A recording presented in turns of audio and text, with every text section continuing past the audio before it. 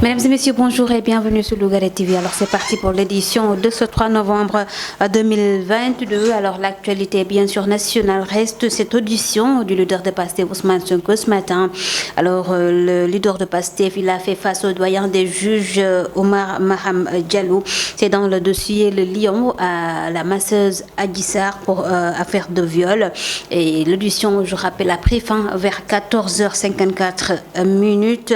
Et là, l'on nous informe également que le leader de Pastef aurait refusé de sortir de la salle sans ses gardes du corps, actuellement mis aux arrêts et conduit donc à Mbour, justement par rapport à cette audition qui a pris fin tout à l'heure. Donc même le leader de Pastef sur sa page Facebook, je le cite, il a mentionné cela: mon audition a pris fin, c'est très bien déroulé. Voilà, c'est le leader de Pastef qui parle.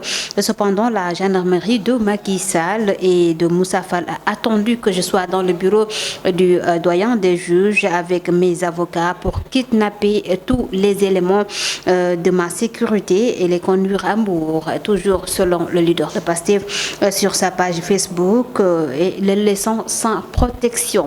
Et là, selon Ousmane Sonko, cette énième forfaiture ne passera pas. Ainsi donc a écrit Ousmane Sonko sur sa page Facebook, c'était tout à l'heure. Et l'on nous informe également que c'est par rapport à ces 5 éléments de la garde rapprochée d'Ousmane Sonko qui seraient acheminés vers Mbour. Et le motif de leur arrestation, justement, serait lié à ces altercations de la semaine passée à Tchiki lors du Nemeko Tour dans la Petite Côte. Donc, affaire à suivre également dans nos prochaines éditions. Là également, l'on nous signale que le procureur de Mbour, justement, il va faire face à la presse tout à l'heure pour apporter des éclaircissements. Et par rapport toujours à cette audition qui reste l'actualité de la journée, alors Khalifa Sall de Taxawu Sénégal, lui, il a averti tout le peuple sénégalais ainsi que l'État du Sénégal. Selon lui, on ne peut pas exclure la réédition des événements de mars qui, je rappelle, avait fait près de 14 morts, même s'il ne le souhaite pas. Et justement, nous allons suivre ensemble la réaction de Khalifa Sall. C'était hier. Nous ne pouvons pas ne pas y penser, mais nous ne pouvons pas exclure une réédition de mars. Et je le dis clairement en français, pour que nul n'en ignore et qu'on comprenne. Nous ne saurions, nous ne pourrions exclure une réédition de mars. Du lu ñu bëgg, du lu ñu ñaan, du ñu lu njort, du lu ñuy dox, du lu ñuy sabab.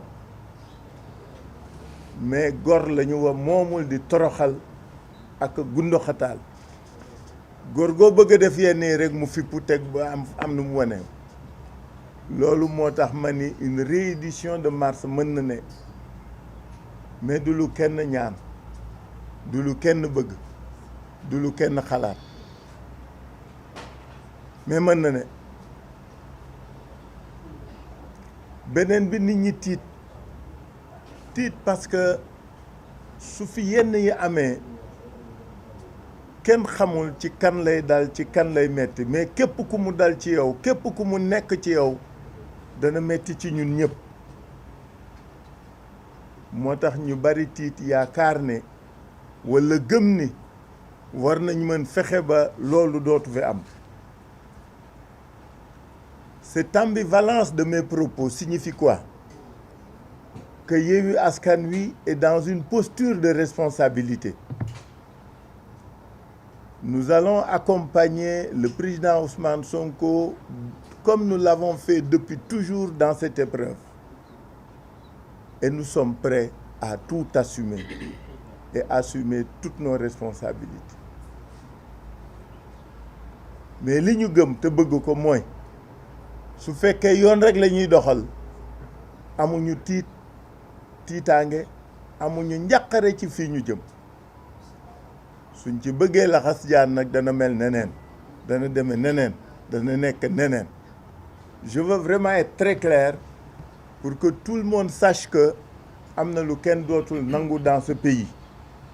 On ne peut pas accepter que dans ce pays qu'un pouvoir puisse à chaque fois choisir ceux contre qui ou ceux avec qui il doit compétir ou se battre parce que nag nañ ko wax ali kale ji mooy coow lii lépp mooy comment liquider un adversaire politique loolu mooy dëgg bi quelle que soit la forme que cela prend quels que soient les moyens qui sont utilisés la finalité elle est unique elle est là te loolu du fi amee incha allah. Ousmane Sonko doit répondre à la justice et c'est un citoyen simple comme vous et nous. C'est la réaction de Mamadou Lamine Massaly. Lui également, il a fait face à la presse. C'était à Thiès. Alors justement, nous allons suivre sa déclaration. Ousmane Sonko su fa demul woon kenn du ko tuumaal ba di ko accusé de viol. La preuve récemment sax laay wax Sitor Ndour accusé wu ñu ko fi viol. Arrêté wuñu ko yóbbu ko Rebeuss Kaliphone récemment Kaliphone Sall il a été accusé de viol ñu arrêté ko yóbbu ko Rebeuss député bi nekk PDS Fatou Sow doom ji avant-hier accusé nañ ko viol arrêté wuñu ko démb jàllale ñu ko Rebeuss man damay laaj ban Sénégal la ñu nekk ak Ousmane Sonko mooy kan munoo jël say ñaari soxna bàyyi leen seen kër couvre-feu nga génn dem ñàkkataane ji xale pare ñu tuumal la nga taxaw ne doo wuy la preuve dama ne fii benn Sénégal moo fi am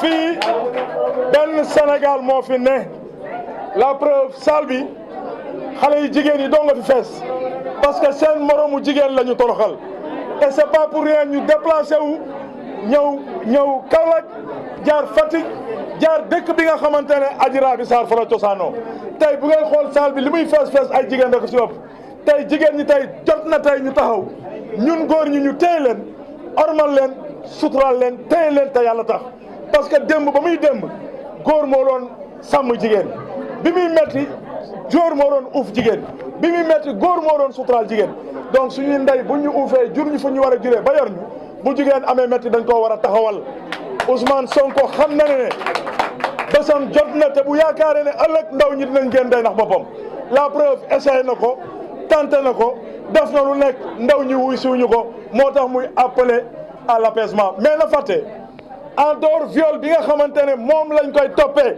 na jàpp ne 14 personnes dee nañu Sénégal te moom mooy responsable bi loolu beneen dossier la te incha allah rabi lépp su ndondam lay këpp parce que moom moo fi taxaw woote fi appel à l'insurrection et c'est très normal il a été accusé dañ ko war a jàpp parce que li ñu mayul Sitor Ndour may ñu ko ñoom Kaliphone et autres war ñu ko mun a may Ousmane Sonko man de li may demander la justice de mon pays je ne suis pas en train de les influencer mais jot nañu jàpp ko tëj ko parce que ñaari fee moo am viol bi taxaw na 14 Sénégalais dee nañu te moom mooy responsable bi donc dañ ko war a tëj dañ ko war a arrêter mettre ko en prison buñ ko mënulee nag bu yeboon nañu daganal viol fii si Sénégal man j'assume tout ce que je dis ici lépp laa assumé suñu mënulee jàpp Ousmane Sonko nañu dagaleel viol fii si Sénégal man daal dama jàpp daal looloo bi c'est le seul responsable de ce qui se passe dans ce pays.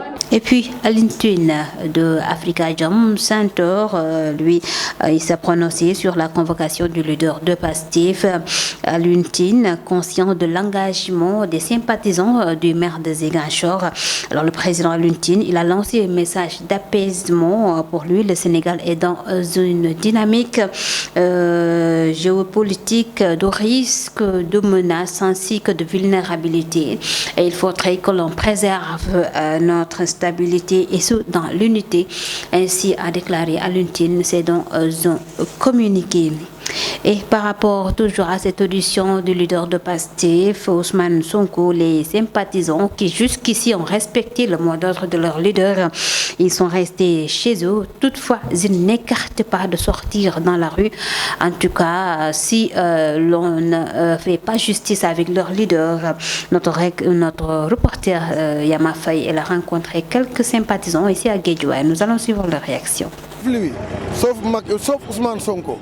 gars yi dañuy xaar xam nga kuy dem àgg xam nga dañ naa ko demal ñibbi wala du yow te loolu lañ ko war a wax gars yi duñ génn dañuy xaar fi nu ma la defee song la ni daa naroon na xeex ak man dama lay tooñ dañuy xaar ban laal ko gars yi pare nañ de waaw gars yi dañuy génn buñ ko bëggee jaarale fu dul yoon gars yi génn jaarale yëf yi yoon na leer ba dëgër këcc di xaar yoon rek baa mu yem fi leer na. démb Sonko def na déclaration nee na wax na tamit même que leader politique yi sax nañ toog nee nañ moom kese na dem ak ay avocats est-ce que du loolu moo tax tamit gars yi génn ñu def ñu dara ak génn def discours nee na ñëpp toog moom ak ay avocats ñu dem même leader politique yi tamit nee na wax na leen sax pour ñu bañ a ñëw est-ce que nekkul loolu la tamit xam naa loolu moo tax gars yi dañoo respecté ay décisions rek. Nous parlons présent de toute autre chose. La route a été barrée ce matin, justement à Mbour, par les usagers de la poste de Mbour. Comme vous voyez sur ces images, ils réclament à l'État du Sénégal leur revenu tout juste après cette crise au sein de la poste. Alors, l'association des clients et sociétaires des institutions financières, l'ACSIF, s'est indignée de cette situation. Justement, nous allons suivre ensemble ce qui s'est passé à Mbour. C'était ce matin.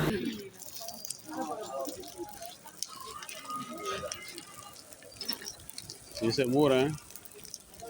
Oui, Poste Finance Mbour. On a barré la circulation. Nous sommes face à une structure mal sérieuse. Oui. Les gens sont là sur place. Oui, on a bloqué la route, la circulation. On n'en peut plus, nous sommes à 3 mois sans salaire, certains 2 mois, certains voire 4 mois sans salaire. C'est anormal. Pour nous laisser partir. Voilà, mesdames et messieurs, ça n'est tout pour l'actualité sur Lougaré TV. Merci à vous tous de nous avoir suivis. La version Wolof, c'est tout de suite.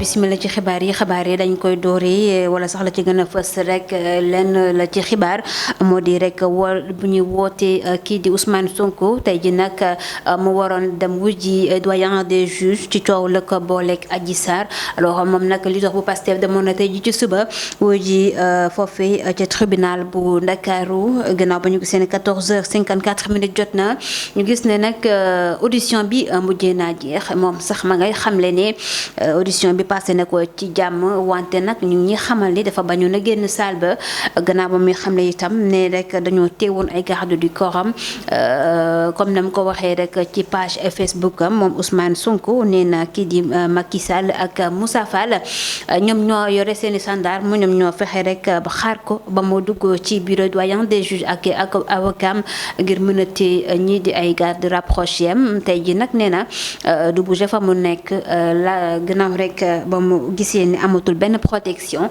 alors garde du corps am yi ñu ngi fàttali ne dañ leen teg loxo bokk nañ ci juróomi garde du corps yu Ousmane Sonko tax ñu teg leen loxo mooy coow la amoon ca Cikki ak rek jàmmarloo ya fa amoon ba ñenn ci ay askan foofu ñu gaañ leen ñoom nee nañ na garde du corps Ousmane Sonko ñoo leen door ba gaañ leen loolee tax rek ba ñu teg leen loxo yóbbu leen ca Mbuur ngir nag mën a xool seen i kayit ñoom itam ñu ngi xamal itam ne rek procureur bu Mbuur sax war na cee def ab conférence de presse indi cay leeral mi ngoog ci wàllu woowee la ñuy des ni ba tey ñu wax lu jëm ci moom Khalifa Sall lépp ci rek audition bu Ousmane Sonko tey jilee fële ca palais de justice bu Ndakaaru moom Khalifa Sall bu taxawu Sénégal démb mi ngi doon axtu nguur gi ak nañ ñan ñu àndal ne bu ñu moywul la xewoon rek ci mars 2021 mën naa xew gannaaw ba ñu gisee ne rek nguur gi narul tëral yoon ci coowal Sonko Adji Sarr gi li alors moom Khalifa Sall dëgg la sax nee na kenn bëggul bakkan ba ca faatu wante nguurug Macky Sall na muy doxee ni lee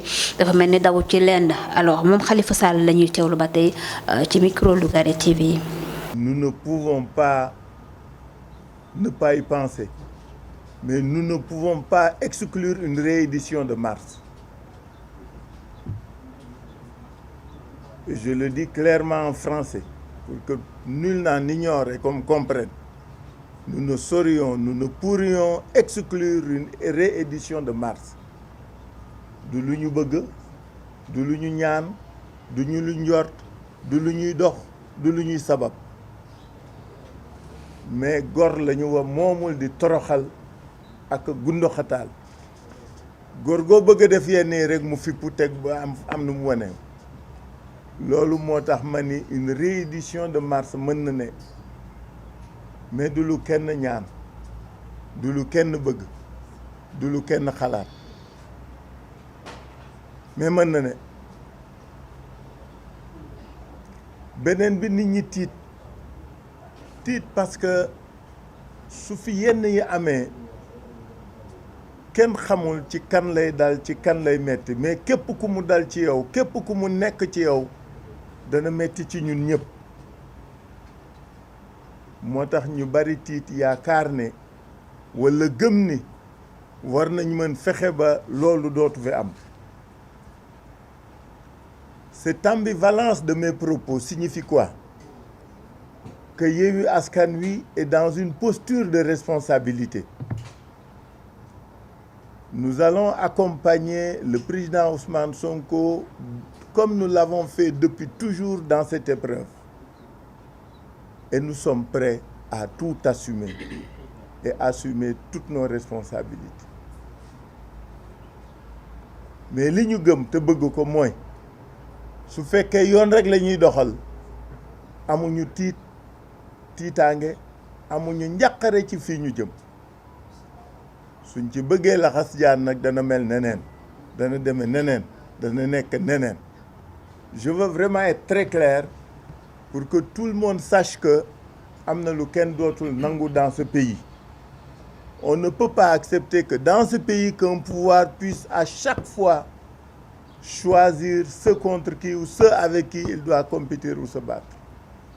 Parce que nag nañ ko wax ali kale ji mooy coow lii lépp mooy comment liquider un adversaire politique. Loolu mooy dëgg bi, quelle que soit la forme que cela prend, quels que soient les moyens qui sont utilisés, la finalité elle est unique, elle est là. te loolu du fi amee incha allah. Ousmane Sonko dafa war a dem wuji yoon di kàddu Mamadou Lamine Massaly moom gis na ni Ousmane Sonko citoyen ordinaire la comme yow wala man loolee tax na rek ba buñ ko woowee dafa war a dem wuji ngir rek tuuma ga ñu teg ci noddam alors moom itam ma nga doon def rek ab jano ak taskatu xibaar yi démb ci douane bu Thiès dañuy teewlu déclaration bam fa amal na. Ousmane Sonko su fa demul woon kenn du ko tuumaal ba di ko accusé de viol. La preuve récemment sax laay wax Sitor Ndour accusé wu ñu ko fi viol arrêté wu ñu ko yóbbu ko Rebeuss. Kaliphone récemment Kaliphone Sall il a été accusé de viol ñu arrêté ko yóbbu ko Rebeuss. Député bi nekk PDS Fatou Sow doom ji avant-hier accusé nañ ko viol arrêté wu ñu ko démb jàllale ñu ko Rebeuss. Man damay laaj ban Sénégal la ñu nekk ak Ousmane Sonko mooy kan munoo jël say ñaari soxna bàyyi leen seen kër couvre-feu nga génn dem ñàkkataane ji xale pare ñu tuumal la nga taxaw ne doo wuy la preuve dama ne fii benn Sénégal moo fi am fii benn Sénégal moo fi ne la preuve salle bi xale yi jigéen yi doo nga fi fees parce que seen moromu jigéen la ñu toroxal et c'est pas pour rien ñu déplacé wu ñëw Kaolack jaar Fatick jaar dëkk bi nga xamante ne Adji Raby Sarr fa la cosaanoo tey bu ngay xool salle bi li muy fees ay jigéen rek ci ëpp tey jigéen ñi tey jot na tey ñu taxaw ñun góor ñi ñu téye leen ormal leen sutural leen téye leen te yàlla tax parce que démb ba muy démb góor moo doon sàmm jigéen bi muy metti góor moo doon uuf jigéen bi muy metti góor moo doon suturaal jigéen donc suñuy ndey bu ñu uufee jur ñu fu ñu war a juree ba yor ñu bu jigéen amee metti dañ koo war a taxawal Ousmane Sonko xam na ne bésam jot na te bu yaakaaree ne ëllëg ndaw ñi dinañ génn day ndax boppam la preuve essayé na ko tenté na ko def na lu nekk ndaw ñi wuy siwuñu ko moo tax muy appelé à l'apaisement mais na fàtte en dehors viol bi nga xamante ne moom lañ koy toppee na jàpp ne 14 personnes dee nañu Sénégal te moom mooy responsable bi loolu beneen dossier la te incha allah rabi lépp su ndondam lay këpp parce que moom moo fi taxaw woote fi appel à l'insurrection. et c'est très normal il a été accusé dañ ko war a jàpp parce que li ñu mayul Sitor Ndour mayuñu ko ñoom Kaliphone et autres waruñu ko mun a may Ousmane Sonko. man de li may demander la justice de mon pays je ne suis pas en train de les influencer mais jot nañu jàpp ko tëj ko. parce que ñaari fee moo am viol bi taxaw na 14 sénégalais dee nañu te moom mooy responsable bi donc dañ ko war a tëj dañ ko war a arrêter mettre ko en prison buñ ko mënulee nag bu yeboon nañu daganal viol fii ci Sénégal man j'assume tout ce que je dis ici lépp laa assumé suñu mënulee jàpp Ousmane Sonko nañu tàggoo leen fii fii Sénégal man daal dama jàpp daal looloo bi c'est le seul responsable de ce qui se passe dans ce pays. keneen kàddu ci coowal Ousmane Sonko Adji Sarr di Alioune Tine bu Afrikajom Center moom itam tey ji gannaaw ba mu gisee ni engagement dëgg la sympathisant yu Ousmane Sonko yu àndal ci noonu yi moom mi ngay lancé ab message bu jëm ci wàllu dal fii ci réew bu Sénégal moom Alioune Tine gis na ni réew bu Sénégal dafa nekk ci jamono jile environnement géopolitique bu metti ba rek ku moywul ku ci nekk mën nga càllaru loolee tax na rek ba muy woote ab message d'apaisement maanaam nañu dalal nit ñi dalal xol yi ngir rek lépp mën a passé ci jàmm fii ci réew mi ndax fitna xaju fii alors ba tey ci audition bu leader bu Pastef Ousmane Sonko askan wi demoon nañ seeti leen fii ci douane bu Géej waaye ñoom sympathisant yu Ousmane Sonko yi ku ci nekk ci suba toog nga si kër demoo ca palais de justice comme nam ko sàkkoo woon ci ay leader am alors ñoom nag nee nañ loolee taxul rek ba ñu ngi toog di xaar la nga nar a tukkee ci audition boobee gannaaw ba ñu gisee ne rek teguñ ci yoon ñoom it nañ yëngu-yëngal lii la ñu wax suñu ndaw la demoon seeti leen soxna Yaama Faye nañ teewlu seen kàddu. sauf Ousmane Sonko gars yi dañuy xaar xam nga kuy dem àgg xamu ko dañ naa ko demal ñibbi wala du yow te loolu lan ko war a wax gars yi duñ génn dañuy xaar fi nu ma la defee songu la ni daa naroon a xeex ak man dama lay tooñ dañuy xaar ban laal ko gars yi pare nan de waaw gars yi dañuy génn buñ ko bëggee jaarale fu dul yoon gars yi génn jaarale yëf yi yoon na leer ba dëgër këcc di xaar yoon rek baa mu yem fi leer na. démb Sonko def na déclaration nee na wax na tamit même que leader politique yi sax nañ toog nee nañ moom kese na dem ak ay avocat am est-ce que du loolu moo tax tamit gars yi génn ñu def ñu dara ak génn na def discours nee na ñëpp toog moom ak ay avocat am ñu dem même leader politique yi tamit nee na wax na leen sax pour ñu bañ a ñëw est-ce que nekkul loolu la tamit xam naa loolu moo tax gars yi dañoo respecté ay décision rek. lañu wax leneen ci xibaar yi di rek usager yu poste foofee ci douane bu Mbour tey ji ci suba comme ni ngeen ko gisee ci image yi dañoo rek génn ñoom itam ci tali ba ñu baare yoon woo jëm ci route nationale ba la ko waral ñoom dañuy tey laaj nguur gi ngir mu dox leen seen revenu gannaaw ba ñu gisee ne poste ci jamono ji dañoo nekk ci ab crise financière alors loolu yi mu metti loolu waa ACSIF di association bi ëmb képp ku client ak sociétaire institution financière ak rek voilà te ki wujjite di Famara Ibrahima Cissé alors dañuy teewluwaat la xewoon ci suba foofu ci douane bu Mbour ci poste ba.